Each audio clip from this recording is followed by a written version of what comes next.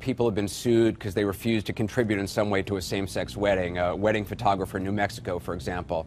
And I know you say this is an attempt in Arizona to protect people's religious beliefs, but the places where it's occurred in other states, like New Mexico, are states that have laws against discriminating against people based on sexual orientation. So Arizona doesn't have a state law protecting gay people. So there's no federal law either. So it's already legal to refuse service to someone who's gay in most cities in Arizona already, correct?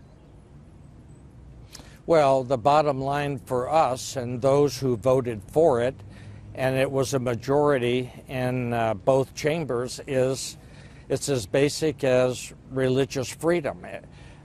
You could say that it might be preemptive after we saw what has taken place in some other states, but we think it's nothing more and nothing less than protecting religious freedom in our state, and we take that very seriously. And I understand that, but it is legal already to discriminate against somebody who's gay in Arizona. You can fire somebody because they're gay. There's no law against that in most cities in Arizona, correct? Well, I've been in our Senate for 6 years, and I don't know of any provision in our state laws to discriminate against anyone. But sir, as you, Democrats and Republicans alike, that we don't want to discriminate against anybody. Right, but under federal law and under Arizona law, except for a few cities, there's no sexual orientation is not included among race and gender and disability as things you can't discriminate against, correct? Well, it's yes or no, correct? That's why this bill, this bill will prevent discrimination, and that's what we want to do here. Sir, with respect, you're not answering the question. Under Arizona law, state law, sexual orientation is not included in anti-discrimination legislation, correct? Yes. Okay, so it's legal. You can fire somebody for being gay already, correct? We don't want that to happen here. That's not my understanding. I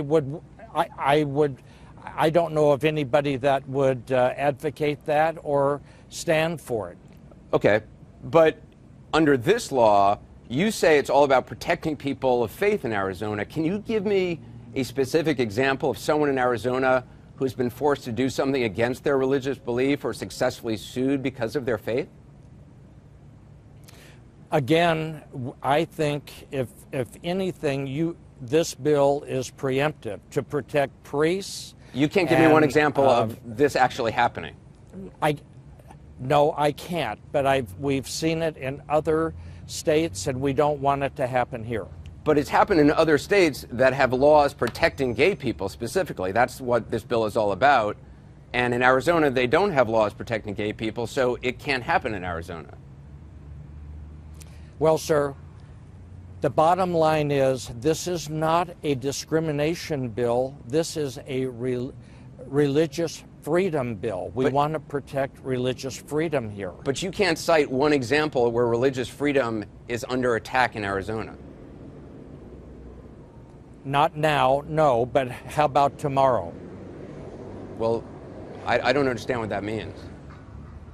I mean, if you can't cite in the entire history of Arizona one case where religious freedom has been under attack, or even in the last year where it's been under attack, is this really the most important thing for you to be working on right now in the State House and the Senate? We're doing many things, sir. We are trying to stop Common Core from being implemented in the state. We're trying to secure the border as a border state. We can do multiple things here, and this is one of them, so to protect religious freedom. Help me understand, under your law, under this law, if I'm a Catholic loan officer, say in a bank, and I don't like the idea of loaning money to a divorced woman because Jesus spoke against divorce very strongly, or I don't want to loan money to an unwed mother, even though she might be, able to pay me back as a loan officer, I just don't, it's against my religious belief. My religious belief is sincere. Under your law, I could refuse to do business with a unwed mother or a divorced woman, correct? I don't know where you're getting your hypotheticals from, sir. Divorced women, and what was the other one you cited? Unwed mother. I mean, Jesus Who would spoke. be against an unwed mother? I wouldn't be. I wouldn't be against a divorced woman. But sir, as you know, I don't understand. Sir, as You're you know, trying to no, I'm take not. Sir, discrimination to the nth degree. no, actually, sir, I'm talking about what Jesus taught. Jesus spoke against divorce. He actually spoke against divorce. He never said anything about gay people. So there are plenty of people who would oppose doing business with a gay person. I'm saying if under your law, if it's a sincere belief on the part of that loan officer, and doing business with that unwed mother or that divorced woman would not be a trivial or a technical or a minor burden on my beliefs, and that's my argument, under your law, I don't have to do business with that person. I think you're being far-fetched, with all due respect, sir. As a Christian, as most God-fearing men and women would respect unwed mothers, divorced women, who would discriminate them? I've never heard of discriminating against people like that. I never have. I don't know I've where read you're your law. getting your hypotheticals from, sir. Well, by reading your law, and I'm coming up with an example of somebody who has there's plenty of people who oppose divorce and who have a sincere belief that it is absolutely wrong, that marriage is for life, you made a vow, and they don't want to do business with someone who's divorced. Under your law, as long as that belief is sincere and as long as it's not a minor interaction that you have to have with that person, which I would argue loaning money to that person is not a minor interaction or a technical interaction, under your law, it's certainly something that could go to the courts about. I don't believe so, sir. Okay. You know, all of the pillars of society are under attack in the United States. The family, the traditional family, traditional marriage, mainline churches, the Boy Scouts, you name it. All of the pillars of society as we know it today are under attack, including religious freedom. Who's and that's under what attack this by bill who? is designed to do. Who's attacking it in Arizona?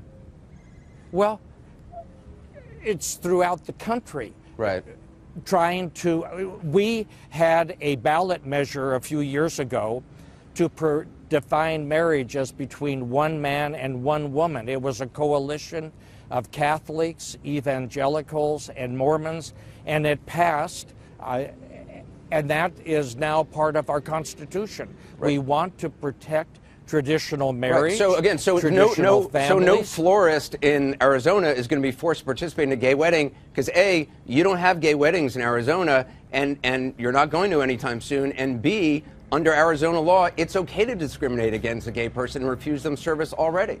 So that's two reasons why no person of faith is going to be forced to interact with a gay person at their wedding. It's not going to happen in Arizona.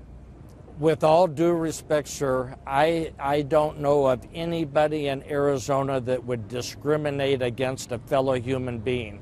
No Christian or Jew that I know of. I know people in New York who discriminate plenty. Really, there's nobody. Discrimination doesn't exist in Arizona?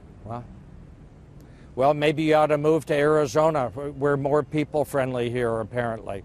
Wow. Well, yeah. That's and by the way, sir, let me add a couple of things. One, of the 10 or so candidates for governor of Arizona of both parties, granted there's only one Democrat, the rest are Republican, I am the only candidate for governor in Arizona who is promoting and defending this bill. Right, but again, you can't come up with one example that this bill is designed to protect against. You can't come up with one example of a person of faith who's been under attack in your state. I want to bring in our NYU law professor, Kenji.